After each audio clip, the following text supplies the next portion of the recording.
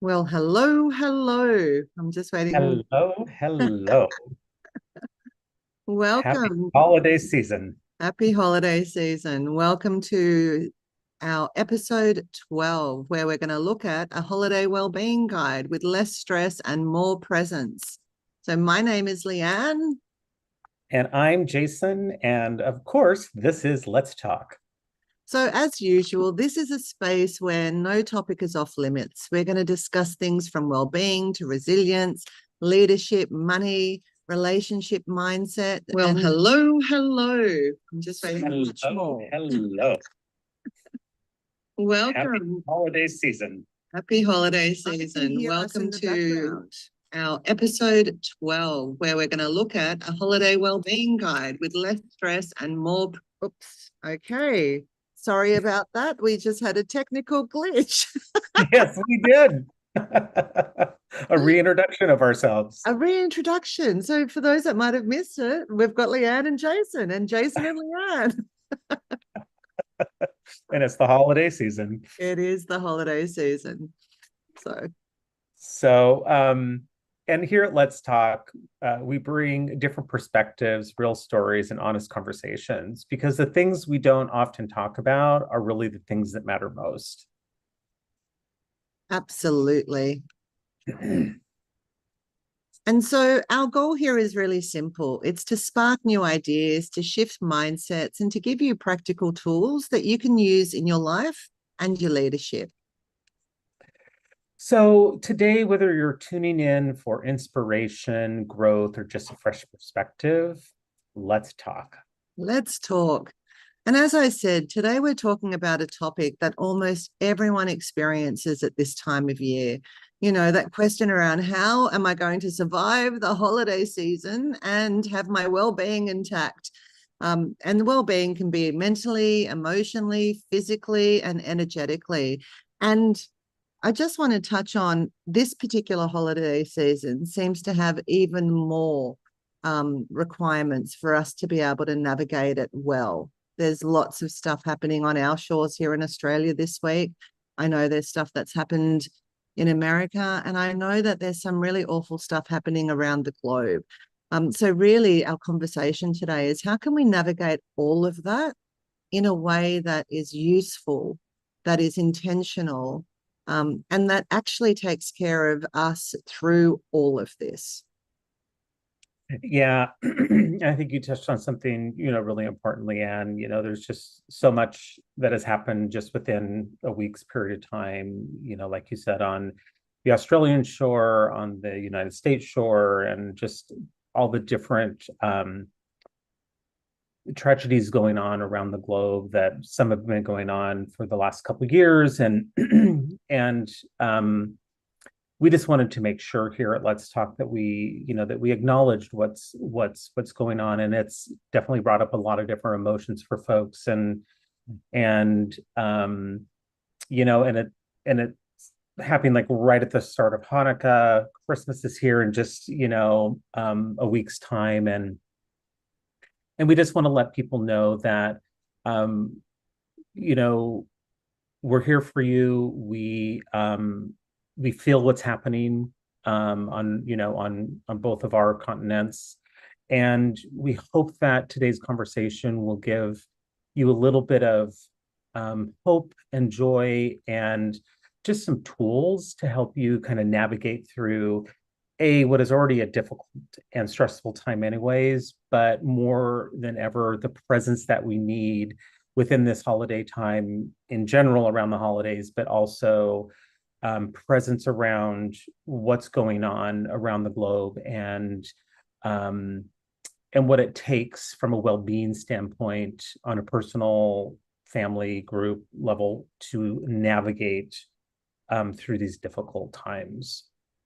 Yeah. So, is there anything else you'd like to put in there, Leanne? I think some of the topics that we've covered in our previous podcasts are really foundational at this particular time, like learning how to navigate your own space, being kind to yourself, self-compassion, checking in on those that that you love, and finding an ability to be present amongst the chaos. um Yeah, So we'll double click on some of those today and give you some more resources that you can use, not just at this time of year and not just through this trying time, but at any time. Yeah, absolutely. Absolutely. And because while the holidays are marketed as joy, celebration, family, and fun, which, there's definitely that part of it. In reality, it's often overstimulation, expectations, financial pressures, emotional triggers, because we know that the holiday times isn't always the happiest for every single person. And then there's just the exhaustion that comes with it. And, oftentimes I hear after the holidays and holiday break is like, oh my gosh, I need a whole nother vacation just to recover from the holidays. So, we get that there's the exhaustion piece that goes in there as well. Yeah, absolutely. And I think we've all felt it. You go to the shops, you go to buy stuff, and it's overstimulation. I can't wait to get out. Not to mention trying to just escape the car parks. There's so much that goes on. So today we're really going to look at the holiday season through neuroscience and through emotional intelligence, using those lenses as we also do, working out what's actually happening in our brain, why small things suddenly feel really big, and how old family patterns can get activated at this time of year, and how to regulate yourself like a pro so you can navigate all of those things in a way that serves you and serves others. Absolutely. And, whether you love this time of year like I do, or you dread it, which I know some people in my life who do dread this time of year, this episode will help you walk into the season both grounded, clear, and also in more control of your choices on the day-to-day basis.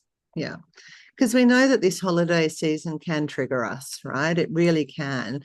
And so let's start with what's actually happening to the brain during the holiday season. So when December hits our calendar, our nervous system all of a sudden gets flooded. It gets flooded with novelty, it gets flooded with noise, it gets flooded with expectations, and that becomes overstimulation in the brain. And when the brain senses too much, well, like when we're overstimulated or overwhelmed, the amygdala, which is our emotional center in the brain, interprets that as a threat. And even if it's just shopping centers, social events, or an overloaded to-do list, and I know that I have that. Like I woke up this morning and my heart was pounding. It's like, oh, 1 week, we've got 1 week. So these things happen, and even if you know how to regulate yourself, even if you think that you've got the skills, your prefrontal cortex, that thinking part of your brain, the one that's responsible for the decision making and emotional regulation, it helps us to plan, it helps us to reason, it often goes offline faster, so we need it more, and yet it's kind of flying out the window quicker than we would like, which is why you see people snap. It's why kids melt down. It's why adults melt down. Like you see really weird things happening at this time of year. It's why adults suddenly find themselves crying in the car, or when they're parked at Woolies. Now we call our grocery store Woolies, and Woolworths, because we're English and or Australian, and we cut everything down because we're lazy. So, you go to get your shopping done, you get into the car and you're so overwhelmed at the end of it. And it's what I want to say is that it's not you, right? It's not that you've got some sort of design flaw. It's not that you've not got coping mechanisms. It's actually your neurobiology. Your system is overwhelmed and overwired. And really, what we want to, I suppose, articulate is that stress narrows your perception. You can't actually see all the options that are available. So we have this quite narrowed view. Literally, our eyesight gets narrowed when we're under a stress state. Everything feels urgent. So there's this additional pressure that it has to be done now. And even if it doesn't. And so because of that, our internal nervous system is dysregulated. Yeah. And so, a concept that we want to talk about, in this area that Leanne was just talking about is how do we regulate before we navigate. Kind of a catchy line. I like Uh, it. I know, Regulate me too. before you navigate. So what people actually, so what a person can actually do to regulate during this system is they can do a mantra. I like to use regulate before you navigate, which was kind of uh, the theme of this next part of the conversation. Also, one, slow your breathing. We've talked in many episodes about the box breathing. 1, 2, 3, 4, and it's just you can do it for a minute, you can do it for 2 minutes, but it's the simplest, most effective nervous system reset. Is that box breathing. Inhale for 4, exhale for 4. Pause for 4, inhale, and do the same pattern. It signals safety to your brain. It gets that oxygen flow. It helps to calm your parasympathetic nervous system. Also, another micro regulation that you can do is people think that they need a big meditation session. And they're like, oh God, like I don't have time for that. It's like busy. Like I don't have time for 20 minutes of meditation. No, all you need is a 30-second reset sprinkled throughout the day. Everyone has 30 seconds, you know? Um, so some examples of this is stepping outside of the room that you're currently in. Give yourself a new space. Like in our environmental well-being episode, to create that well-being space, go from your office, if you work at home, into that well-being space just for 30 seconds. Grounding your feet, preferably outside in the grass.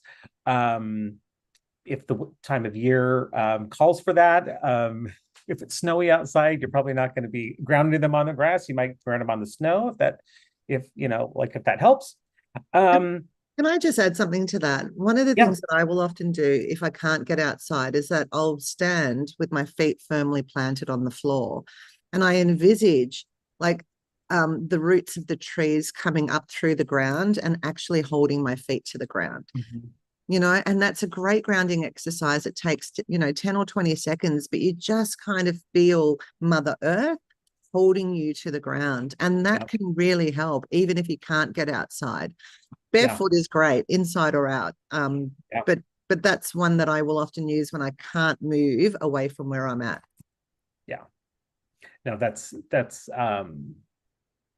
I mean, here in California, we have a little more sun most of the year. So, we see the sprinklings of the grass more often than like in some areas of the United States and different parts of the world where there's snow on the ground. So I think that's a great indoor reframe of that. Also, holding a warm drink in your hand and just doing some slow breathing. Saying, I'm safe, I'm here, I choose how I show up. So, some simple exercises to do those 30-second resets throughout the day. And next is to check your inner dialogue. If you're thinking, I have to do everything, your brain pumps out adrenaline and cortisol. But if you think, I can do this one thing at a time, your nervous system stays calm. So it's that checking in with yourself and being like, okay, what is my inner dialogue telling me?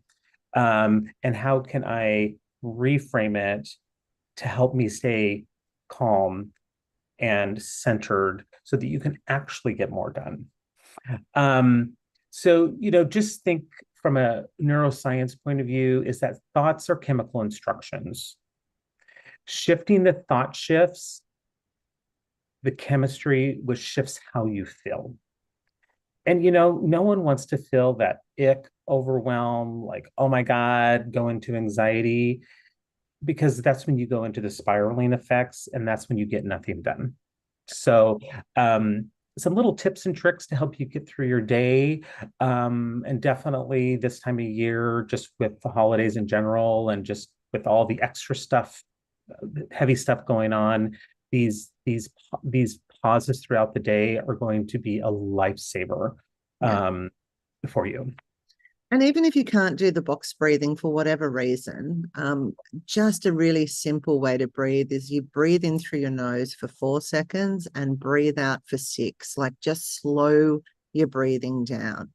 And just doing that in its own right can navigate, can help you navigate the stress.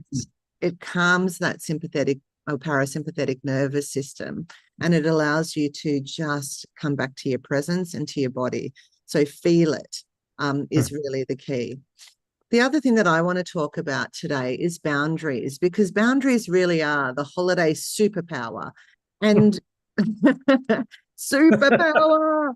And boundaries is a really big one, because a lot of us feel that boundaries are walls, or that we can't actually set boundaries. Women in particular can struggle with setting boundaries because of our conditioning to please others. But boundaries are not walls at all. In emotional intelligence, boundaries actually are clarity. It's letting others know how to treat you. And there are times, at this time of year in particular, it puts pressure on people to attend everything, to say yes to everything, to tolerate behavior that you've outgrown, or engage in conversations that actually drain your energy. And so setting some boundaries around what works for you, and then following through on that, can be a very important tool. And I give you permission to set them, especially to all the women, because like I say, our conditioning actually stops us from doing that. We want to please. We've been conditioned to love and to be of service and to nurture everybody, but you can't give from an empty vessel. So we have to look after ourselves first, and the way to do that with some easy but kind boundary scripts that you can use or adopt for those that you care about. So I'm just going to go over a couple of them, just so you can start thinking about, maybe I can use that. Now, I don't want you to think of this as a script that you have to say word for word. Find your flavor, right? Find your languaging, find your way of saying it. But just to support you, you can say things like, listen, I can stay for an hour, and then I've got plans and I need to recharge my battery. Or, I'd love to come to your event, but I'm keeping things low key this year. Or, I'm not discussing that topic today. Let's talk about something that we can actually both enjoy. That's a really big one when you've got families that want to keep bringing up or reshaping or reconversing about things from the past. Jason, you were going to say something there. Yeah, and I think that this particular point, Leanne, I think is very important with our political climate that Yeah. is currently Playing where out. playing out. Yes, it's like I was at a loss for words. I'm not at a loss for words very often. But I think that this is a good script to follow. Just because of all the political differences, in families and friend groups and all that kind of stuff. Like, if you can just say, you know what, I'm not discussing politics today. Or even like if you're a host, you could even put something on your door as people walk in, check your politics at the door. Yeah. Because I've just seen so much angst, anger, and stress that when it's supposed to be a time of getting together and enjoying people, and then the wrong person mentions politics, and then it goes down a whole rabbit hole, and you just never know who's in the room and what they believe on that spectrum. So I think to help lower the temperature in that department this year, I think that's a great kind of one-liner to kind of just. Yeah. I'm not Yeah. discussing that topic today. Let's Yep. just talk about something we can both enjoy.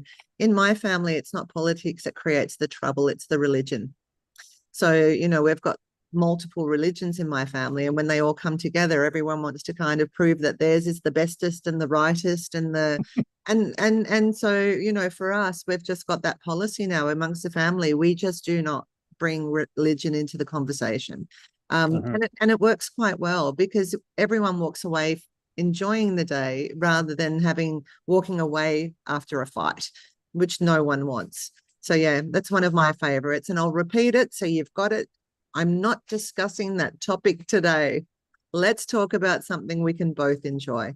And at least that way you can find something else to converse about rather than the things that actually cause those angst.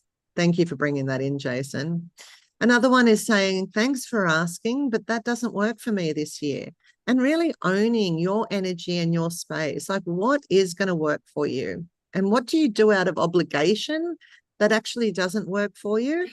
So being really clear about that. Boundaries can help us reduce resentment because we often say yes when we mean no. It can prevent burnout when we feel like we've got to do 1,000 things for so many other people. And it actually preserves relationships. Brene Brown has a comment, and it's something like, boundaries are the place where I can love you and me simultaneously. And I think that's a beautiful way of looking at it. It's not that I don't want to love you. I do, but I want to love me too.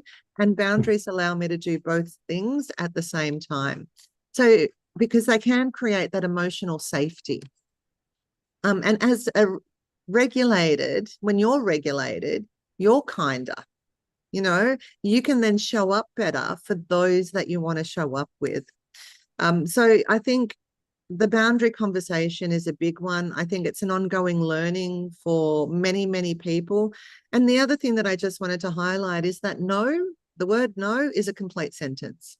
We don't need to justify. We don't need to over explain. We don't need to do all of that. Just thanks, but no.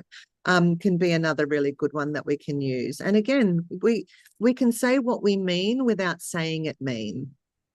Yeah. And, it's one of the things that, I've had to learn over kind of my adulthood and professional life, being a yes person, and always wanting to please and all that, is once I learned the power of my no actually makes my yes that much more powerful. Yeah.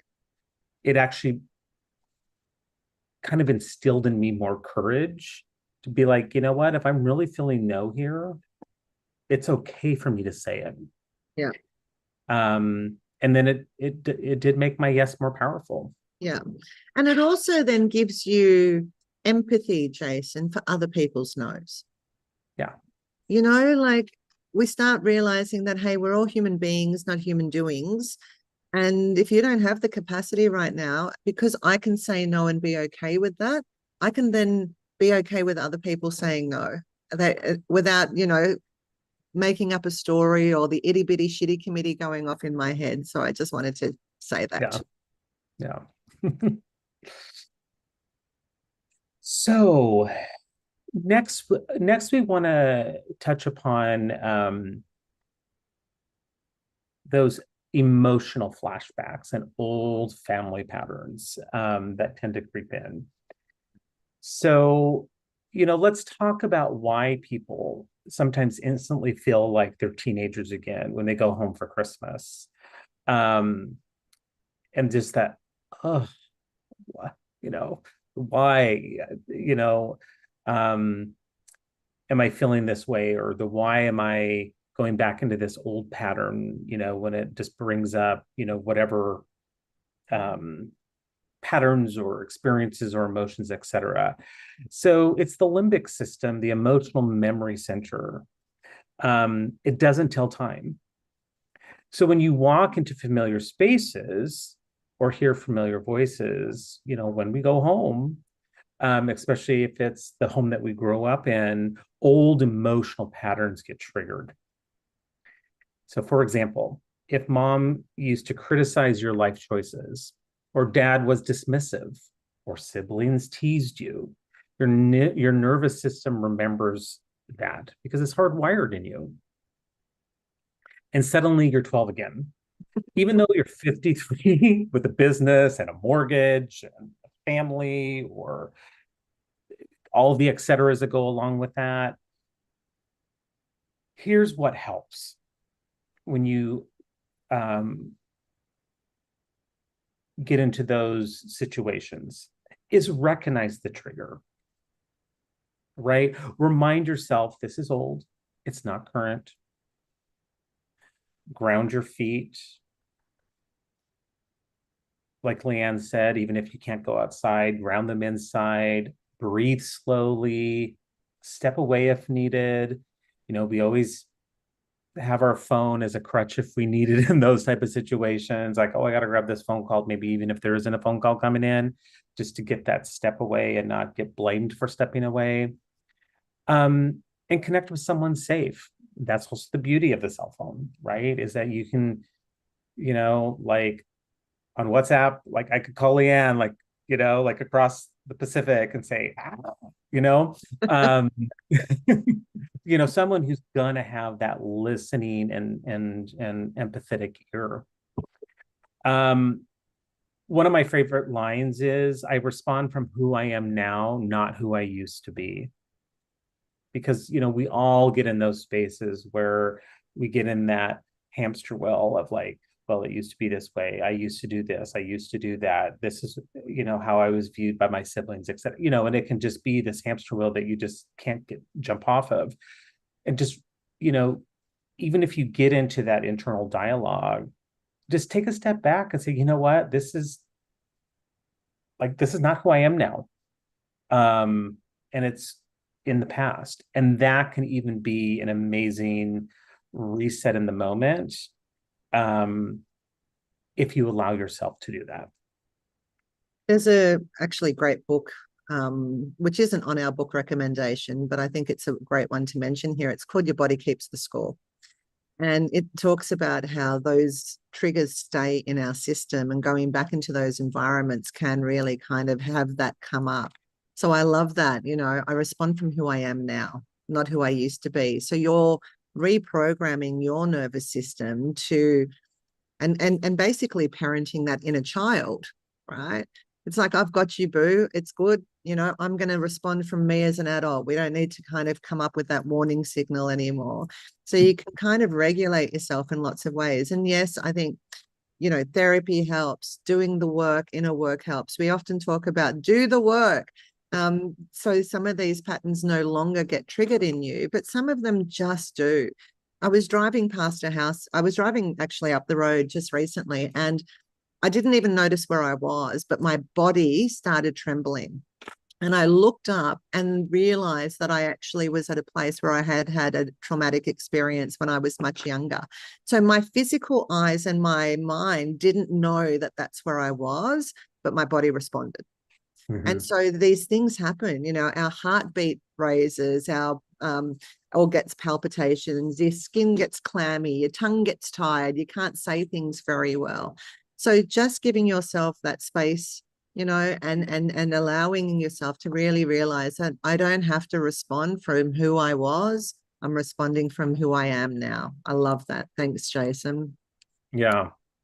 Yeah. I'll just put one little example in there, Leanne. Like, one thing that I used to struggle with, like when I was home, right? And, my parents might say, like, well, where are you going? What time are you going to be back? And I'm like, I am like 35 years old. Like, do I have to give you an exact time of when I'm going to be back? And, that used to trigger me a lot because I'm like, oh my God, it's like they don't respect me as an adult. And it's one of those things that, it's amazing from a parenting point of view, right? Now that I'm older, it's just like, it's amazing how those ways of parenting are also a default for our parents. Yeah. So sometimes as we get triggered, we also have to remember that, like, sometimes it's just a natural way of being for them, just to, be like, well, where are you going? What time are you going to be back? And, which car are you going to use? And so, it's one of those things of like, kind of also meeting folks where they're at too. Will sometimes also help to be like, okay, that's not the current. It's, how my mom or dad parented, when growing up. And it's just something that they may not even be self-aware of that they're doing. But but I know that that's a trigger for, I know, a lot of people, especially around the holidays, or big times when you go home, and it just is like, oh my gosh, like, no, like. Yeah. And yeah, I love that, because one of the things that I did in those situations, because that upsets me as well, it's just like, I'm not a child, is that I just remember this is their way of loving. Yeah. And their way is not my way. It's just their way of loving. And it allowed me to then not get so annoyed by those conversations and where are you going to be? What time are you getting home? How does that look? Oh, yes, I hear you, Jason. I absolutely hear you. Thank you. Yes.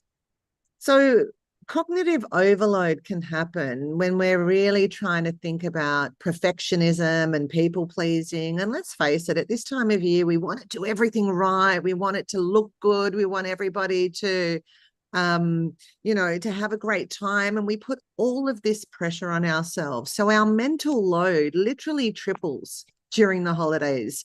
It's not that it's an easy thing. It's absolutely not. We've got to consider the fact that this actually is affecting my brain without me even being aware of it. The other thing that comes in at this point is decision fatigue. I mean, that's real. The average person makes over 35,000 decisions a day. And if you add holiday planning on top of that, then those kind of decisions then skyrocket. And then the decisions around what are we going to buy for Christmas? What are we going to do? What are we going to eat? Like all of it can kick in and really affect our brain. So the brain starts shortcutting. It starts rushing. It starts snapping. It starts forgetting things. If I don't have a list right now in my world, I'm cactus. I'm forgetting things and dropping things left, right, and center because of there's so many competing priorities for the neural resources that I have. And we talk about we can only hold 4 things at best in our brain. So if you've got, all the shopping lists and all the food that you want to do and all the people that you've got to send cards to and all of this, like something's going to drop, right? And this is where we've got to really be okay with good enough rather than perfection. Good enough becomes a well-being strategy. It becomes a tool. Perfectionism burns energy, and it burns energy that we don't actually have. And you can't be perfect. It doesn't exist. Tony Robbins always talks about perfectionism as the lowest form, right, of achievement, because we're trying to do something that is impossible. Whereas if we can kind of have progress over perfection, or at least have good enough over perfection, that's going to give us much more space internally. So, some of the things that you can do, and I've had to adapt this over the last few weeks, is just pick 3 priorities a day, just 3. And if that feels too much, just 2, like just focus on what are the 2 things that I want to do. One thing that I stopped doing was writing a list every day. So I do my to-do list on Post-it notes now. If I don't get it done, and the 2 reasons. One, if I get it done, I get to scrunch that Post-it note and throw it in the bin, and it feels good. I get that sense of reward. But secondly, if I didn't get to that today, I can just pick it up and move it on to tomorrow. I don't have to rewrite the same thing again, which can have us feeling like we're not actually achieving things. So adding a little bit of novelty can be really useful, a little bit of playfulness in out the way we're doing our list, but just focusing on that 1, 2, or 3 priorities. And then if we get other things done, great. And if we don't have to beat ourselves up. The other one that I think is sometimes hard for all of us, especially if we're perfectionists and recovering control freaks, I put my hand up to that, because I think we can all be, no one can do it as good as me, but they don't have to do it like you. They just need to get it done. So delegating can be really useful. A lot of people, and I've seen it, I've got a million things to do, and yet there might be 5 people in the house sitting there watching TV. Like, delegate, get people's help, right? Get their buy-in. So that way you can share the load as opposed to carry the load yourself. Sometimes you can just buy food instead of cooking it if you need to. Like, really, do we need to be spending hours and hours in the kitchen? And listen, I do. Like, I love to do the big turkey. You do turkey for Thanksgiving. I do it for Christmas here in Australia. The big lambs, like, they take hours to cook. I actually cook them outside on the barbecue these days. And which means that every time I've got to go and baste it, I have to go outside. In that moment, I can breathe, I can ground to myself. But, we have Australian hot summer, Christmases. So if it was snowing, I probably wouldn't do that. But, find ways to do things that actually allow you to release some of that load. And I can't tell you, there's been years, and I think this year particularly will be one where I don't think I'm going to do a big cook up. Because of all the events that have happened in our society just recently, there's a lot of stuff to navigate right now. So I'm just going to drop things that don't matter. And I encourage you to do that as well. Don't hold on to all the things. Like if something really doesn't matter, let it go, or put it to the side. And if you get to it, great, because people want to spend time with you. It's not really about all the things that you're doing. It's not about the food, the this or that. Get people to bring food, like a potluck. Everybody brings something for our Christmas lunch or dinner or our, festivities. So again, using that to reduce your load. Get things out of your brain. Like I said, put it onto post-it notes, put it into a list, because if we've got too many things up here, even before we get started, it feels overwhelming. So if we can get it out of our brain and onto paper, it's a better way of navigating the stress. And the second we remove it from our brain, we feel like we have space. Instead of mental clutter, we've got mental space, and that's a really useful thing. And let it be real and human, just not perfect. Just be real and human. I think people appreciate vulnerability and realness more than they do the perfect everything, where they feel like then they can't sit on your lounge because it's too clean, or they can't do this. Like, you want people to come into your space and feel relaxed. And because of mirror neurons, if you're hyper stressed and people come into your space, they are going to get stressed. Their blood pressure raises because we infect everyone around us, and the strongest emotion wins. And it's usually stress and anxiety that are the stronger emotions, right? Sometimes really, really happy people can come in and they help us, but be mindful of that. How do you want to affect those that are coming into your space? Because then mirror neurons will pick up on your levels of stress and anxiety.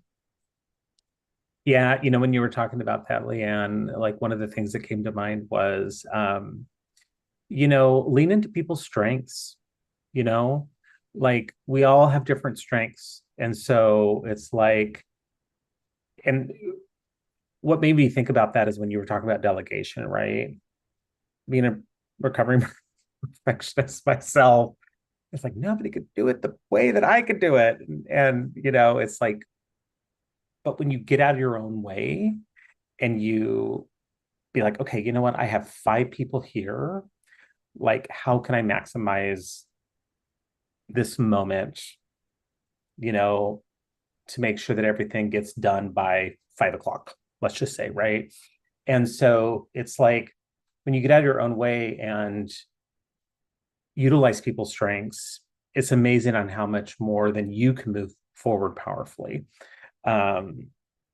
And yeah, and with all those decisions, and then also the heaviness of this year with all the events, there's even, especially for those families who have been directly affected, there's that many more decisions that have to be made within all the holiday noise and trying to please and this, that, and the next thing. So to round that out, just think about if you're hosting or whatever, like utilize people's strengths. It's amazing how much more you can get done when you do that, and how much more you actually then become in a state of calm versus in a state of stress and high anxiety. So with that, oh, did you want to say something, Leanne? No, I was just thinking that it's about time spent with people, really, at the end of the day. Like, that's what the holiday season is about. It's about time spent. And so if we can get rid of all the things that again, human being versus human doing, right? Be with people rather than do everything for the people. Yep, absolutely. So with that, I think that was an amazing lead in to about the conversation around creating intentional presence, right? Because that's kind of the sub theme of our conversation today, is to minimize stress and create more presence. So when it gets down to it, presence is a choice, right? People remember how you made them feel, not whether the napkins matched the tree or your outfit matched all your decorations, etc. Depends on how far out there you go. I've kind of seen it all, it seems like, but then there's always something that surprises me where I'm like, I think I've seen it all, but then I haven't. Um, but remember, at the end of the day, presence is a choice. And you have the power of that choice. So think about replacing those big expectations with smaller moments that are more digestible, that are more meaningful. And at the end of the day, kind of create the larger impact, right? So some of those small moments could be having a coffee, whether it's a coffee in your well-being space with you or someone else. So whether that's in your home or you go out for coffee, that's a small moment. Taking a walk after lunch, have a tech-free hour, which from our digital and technological well-being episode, uh, using it as not as a trap, but as a tool. And it's okay to put that phone and all the digital devices away for an hour. It'll still be there, right? um, and also practice gratitude.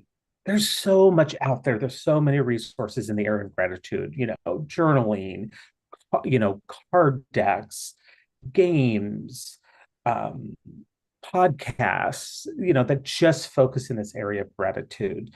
So do a practice of gratitude. It's amazing how much that also helps to regulate you. And reframe being performative to connection oriented.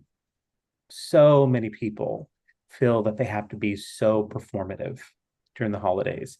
Like, everything has to be perfect. I got to give the best gifts. I got to do this, that, the next thing. But at the end of the day, you're really not creating connection. You're creating yourself looking good. If I could just jump in with that, one Yeah. of the things that we train, like I train coaches on how to coach. And one of my favorite phrases is presence over process. And I think it goes beautifully with this. It's your presence over the process of what you're doing, right? Like presence speaks volumes. So just when you said that, Jason, it just kind of reminded me that if we can just sit with that presence, things will work as they should, as they are meant to. But it's the connection that is more important than any of the processes that we're doing. Yeah, exactly. And like sometimes there is a space for performative, right? Like like there could be, like, if you're hosting an event, maybe it's like that first hour you're in performative mode, like, making sure everyone feels comfortable, making sure everyone has a drink of their choice, making sure people's coats are hung up. But then, allow connection time, because the party's going to flow anyways.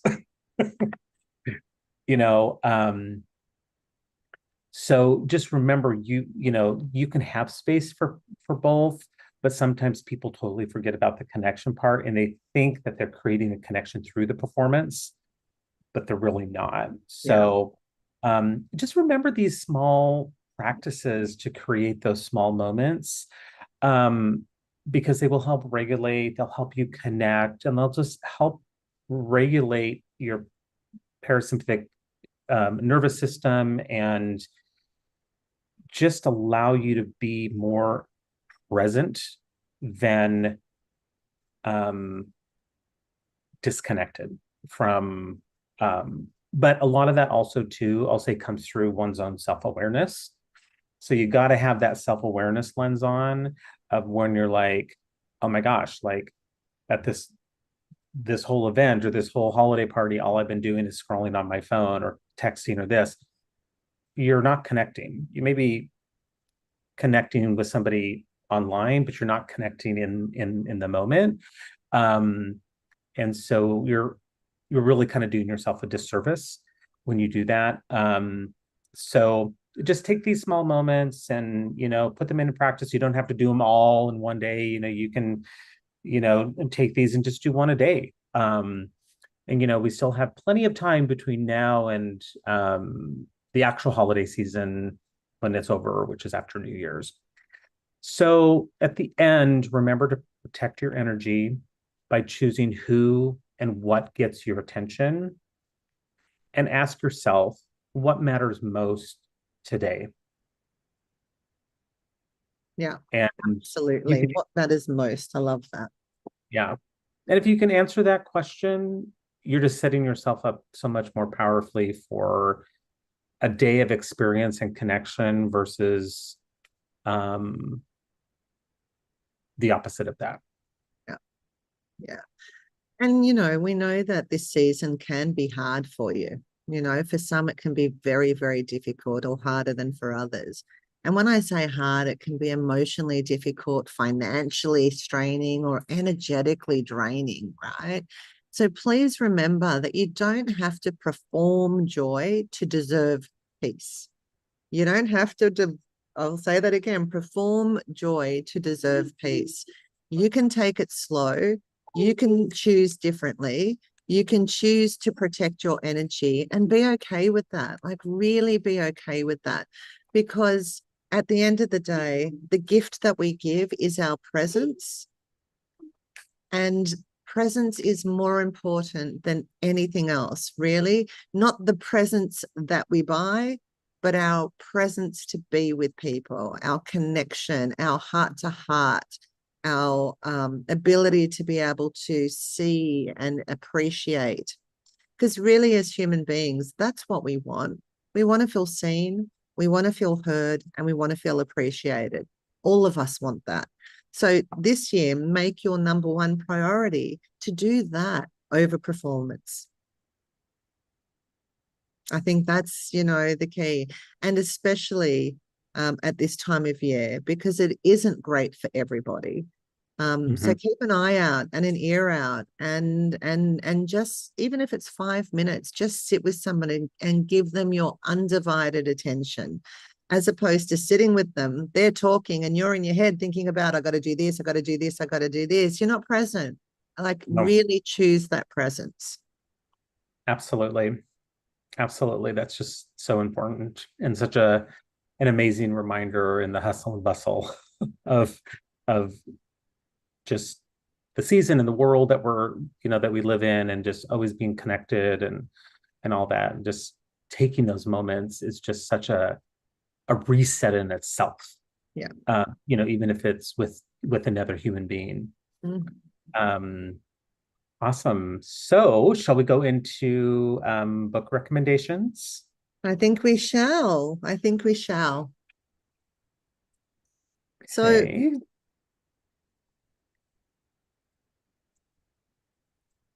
the first book, do you want me to do the books and you do the tips, Jason? Is that how we're running?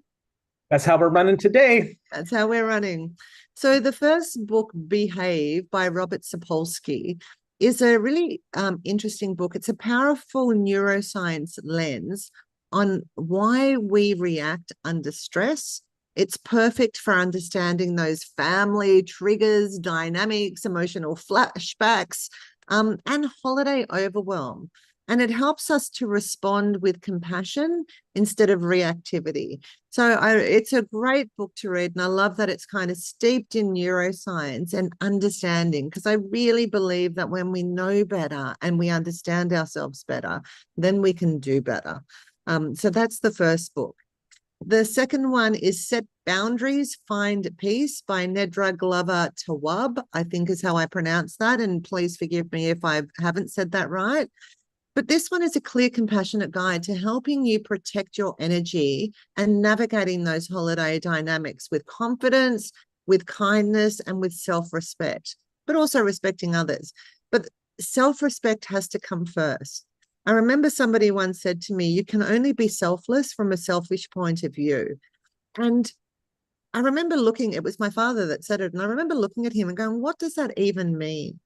But what I really got was that if I'm not taking care of myself, then I can't give to others. So we can, if we've got that self-respect, that self-efficacy, then we can actually give effectively, and by choice. So set boundaries, find peace.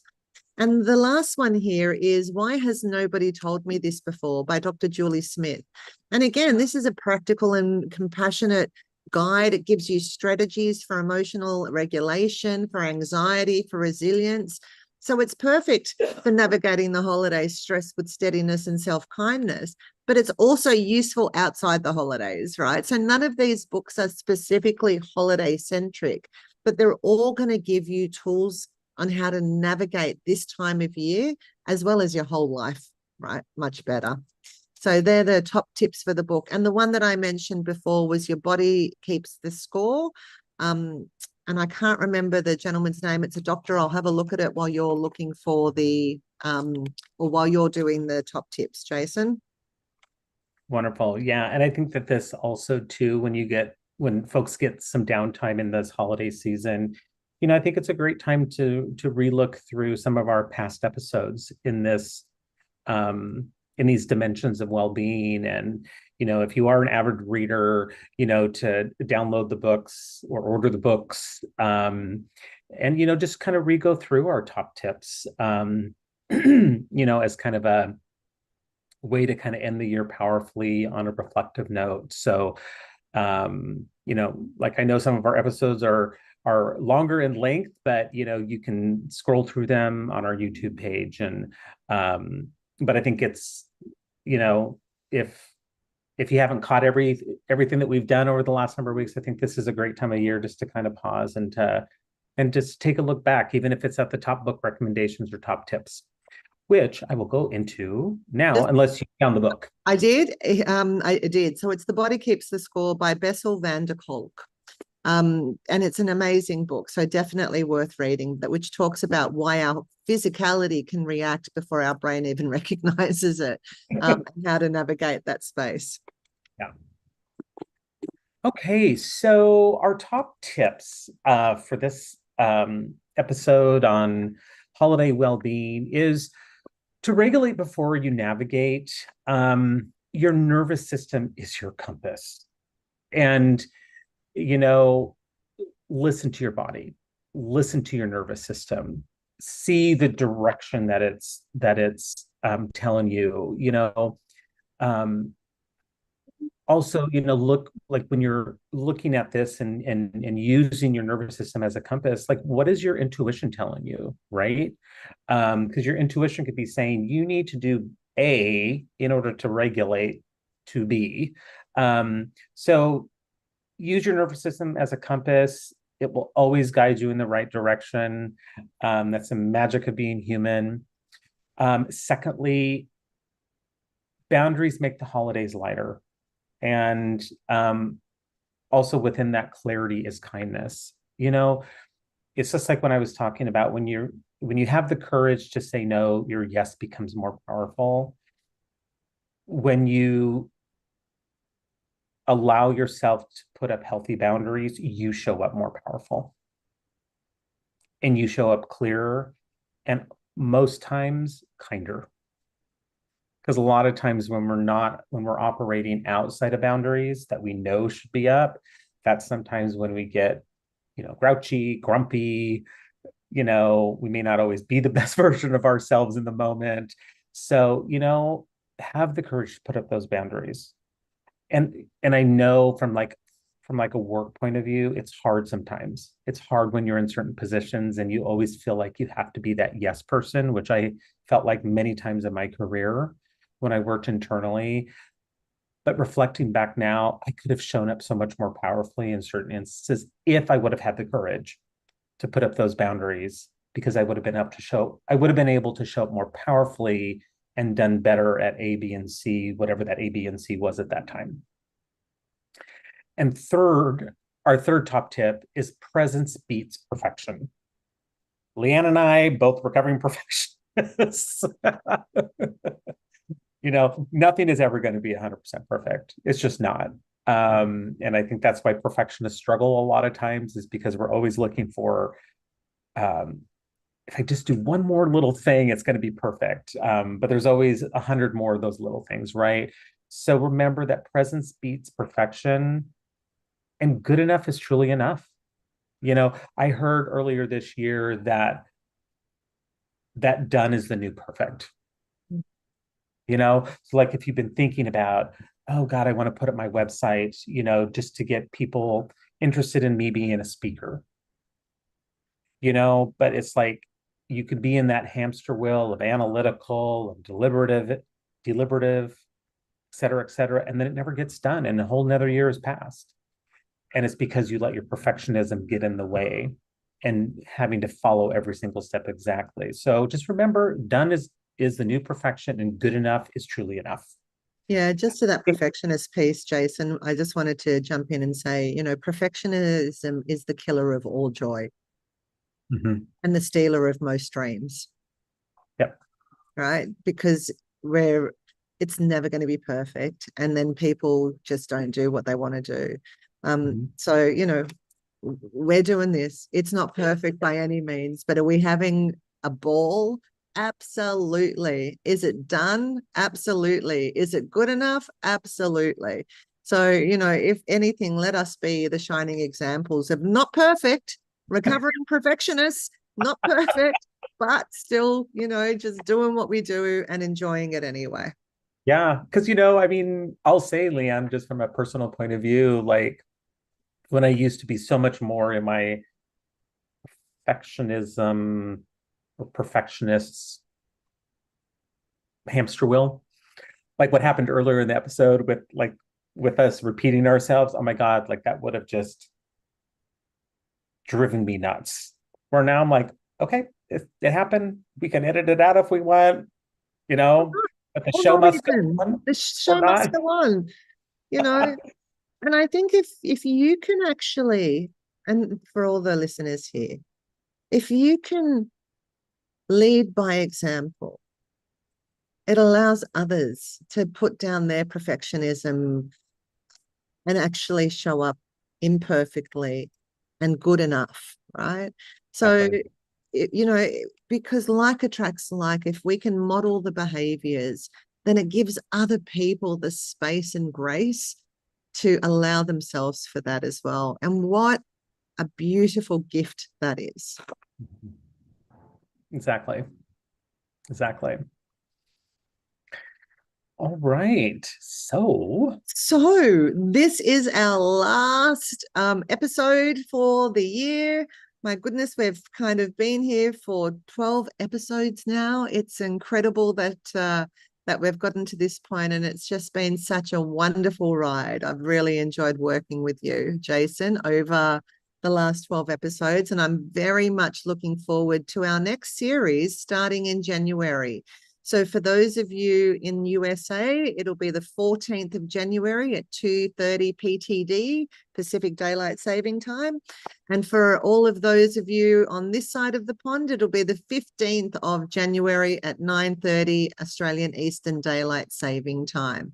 And watch this space for our next series title. It will be announced soon.